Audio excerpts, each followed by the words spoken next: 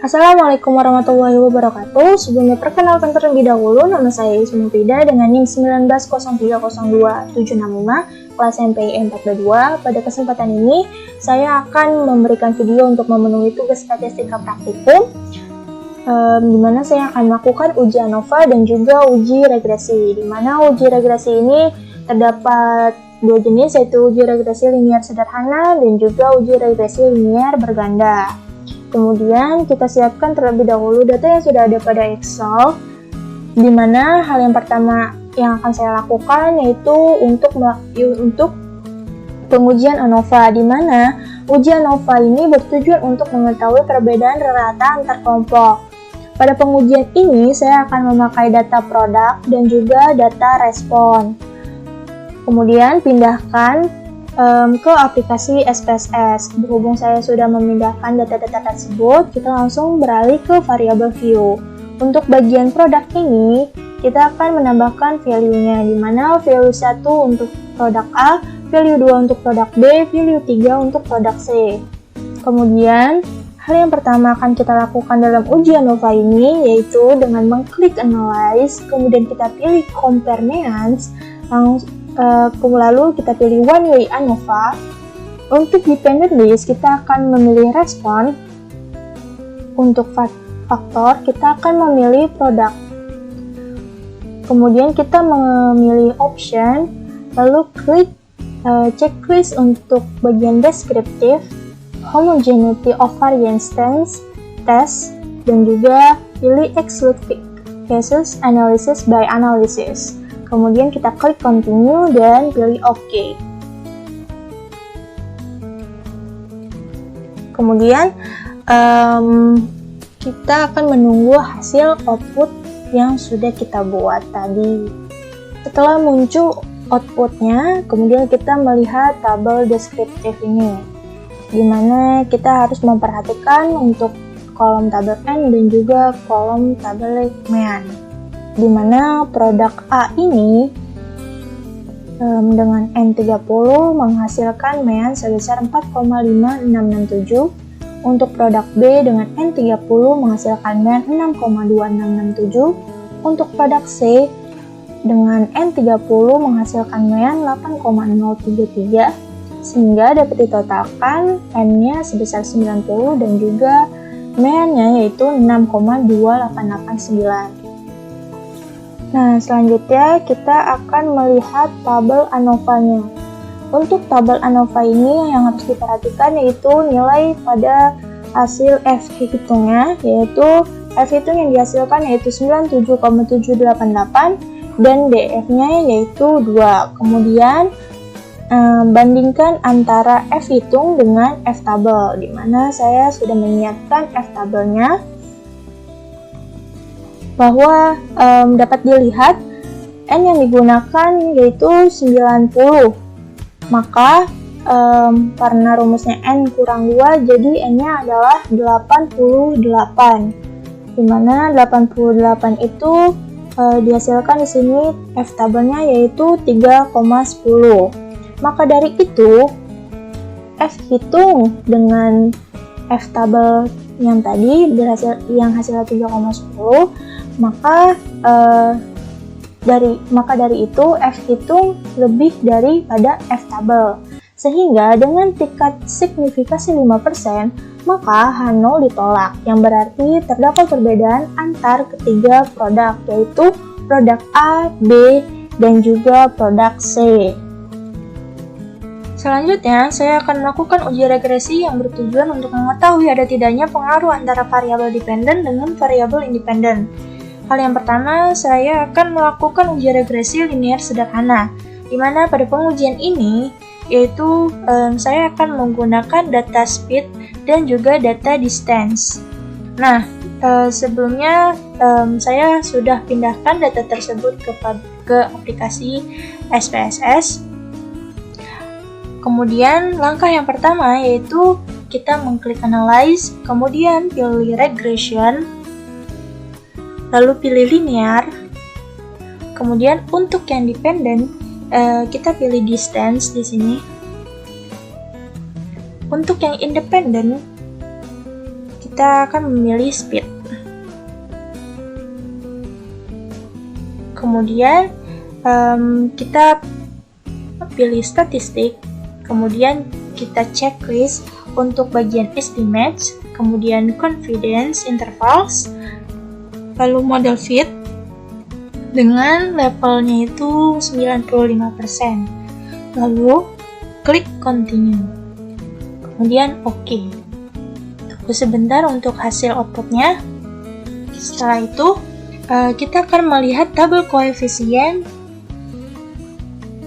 di mana tabel koefisien ini kita harus memperhatikannya pada kolom B, di mana terdapat hasil angka min 17,631 dan 3,934, di mana tabel ini digunakan untuk menentukan model uji regresi linier sederhana yang terdapat rumus untuk uji regresi linier sederhana ini.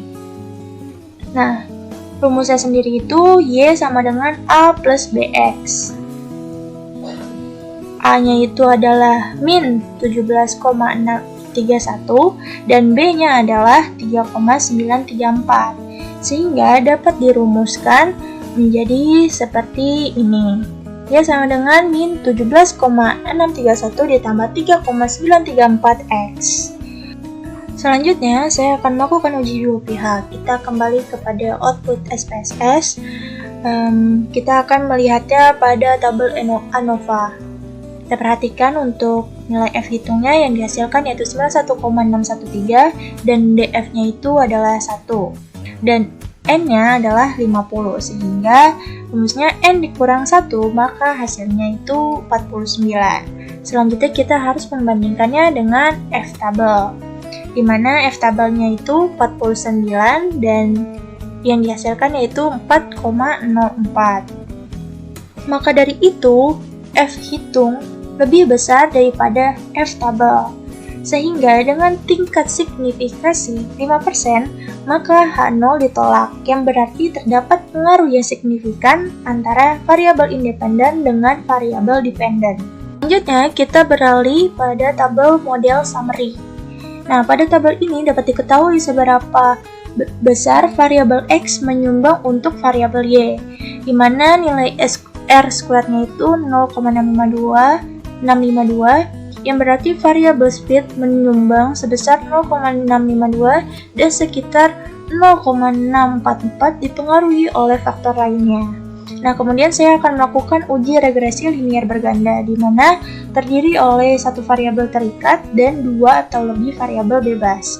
Pada pengujian ini dilakukan untuk mengetahui bagaimana iklan YouTube, Facebook, dan newspaper terhadap sales atau penjualan. Sebelumnya, pindahkan terlebih dahulu data-data ini ke aplikasi SPSS. Berhubung saya sudah memindahkan data-data tersebut, kita langsung saja ke langkah-langkahnya, di mana yang pertama kita harus mengklik Analyze, kita pilih Regression, lalu pilih Linear, kemudian kita pilih untuk yang dependennya ini, kita pilih Sales untuk dependent, sales ini untuk dependent.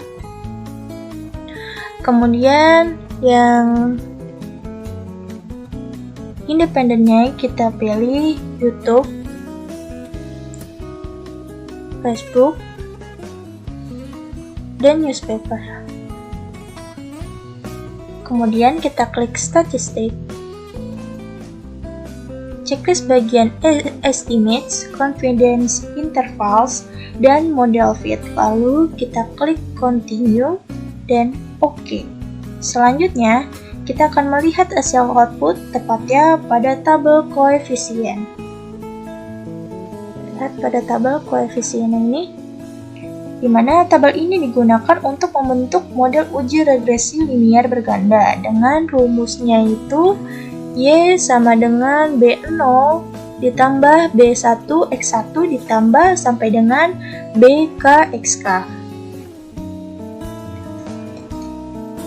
di mana sudah diketahui bahwa B0-nya itu adalah 17,567, kemudian X1-nya adalah 0,07, lalu X2-nya adalah 0,015 dan X3-nya adalah 0,03, sehingga dapat dirumuskan menjadi seperti ini, yaitu Y sama dengan 17,567 ditambah 0,007 X1 ditambah 0,015 X2 ditambah 0,003 X3.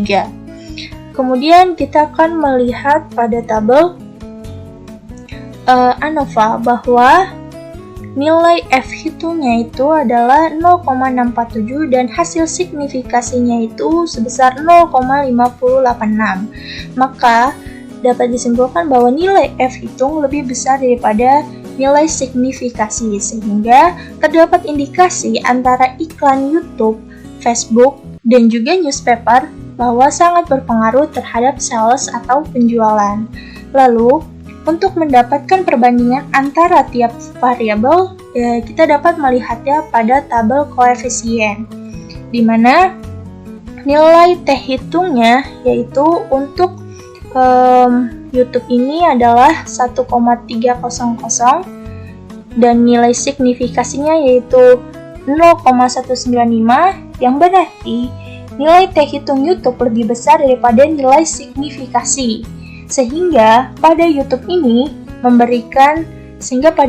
YouTube ini memberikan pengaruh yang signifikasi terhadap sales atau penjualan. Kemudian untuk Facebook ini nilai T hitung yang dihasilkan 0,484 dan nilai signifikasinya 0,629, yang berarti nilai T hitung lebih kecil daripada nilai signifikasi, yang berarti bahwa iklan di Facebook tidak memberikan pengaruh yang signifikan terhadap sales. Kemudian kita melihat pada newspaper, T hitungnya yaitu 0,195 dan nilai signifikasi 0,846, yang berarti nilai T hitung lebih kecil daripada nilai signifikasi. Maka terdapat indikasi bahwa iklan di newspaper ini tidak memberikan pengaruh yang signifikan terhadap sales atau penjualan, sehingga dapat diambil kesimpulan bahwa seluruh variabel independen memberikan pengaruh pada variabel dependen. Kemudian, kita bisa melihatnya pada tabel model summary, di mana kita bisa mengetahui seberapa besar variabel X memberikan pengaruh ke variabel Y. Kita bisa melihatnya melalui nilai R² yang dihasilkan yaitu 0,010, yang berarti variabel independen hanya memberikan sebesar 10% dan sisanya dipengaruhi oleh variabel lain. Itulah yang dapat saya sampaikan untuk tugas statistika praktikum ini. Kurang lebihnya mohon maaf. Wassalamualaikum warahmatullahi wabarakatuh.